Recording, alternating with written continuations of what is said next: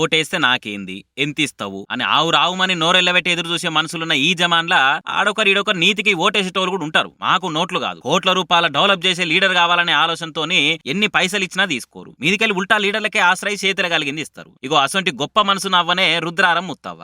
అసలు ఈ ముత్తవ్వ కథ ఏంది, ఏం చేసింది ఈమెనంటారా? అయితే ఓసారి ఆమె గురించి తెలుసుకోరు. ముత్తవ్వది ఎములాడ నియోజకవర్గం నుండే రుద్రారం అనే ఊరు. నెలకొచ్చే పింఛన్ పైసలతోనే కాలం ఎలా తీస్తుంటది. అయితే మొన్న అసెంబ్లీ ఎలక్షన్లను చాలా సీరియస్ గా తీసుకుంది ముత్తవ్వ. అగో ఆ ముసలామకు ఈ పాలిటిక్స్ తో ఏం సంబంధం అనుకుంటే పప్పుల పాదం మోపినట్టే. నా ఒక్కదాని గురించి కాదు, ప్రజలందరికీ పనిచేసేటోళ్ళని ఎమ్మెల్యేగా గెలిపించుకోవాలని షరతు కట్టి కూసుందట ముత్తవ్వ. ఈసారి కాంగ్రెస్ క్యాండిడేట్ ఆది శ్రీనివాస్ గెలవాలే అనుకున్నదట.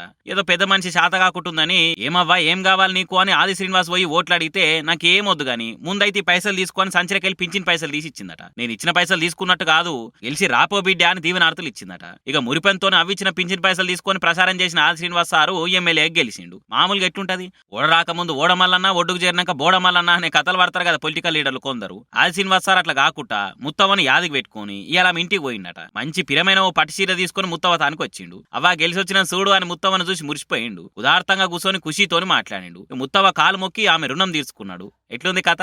మస్తుందిలే.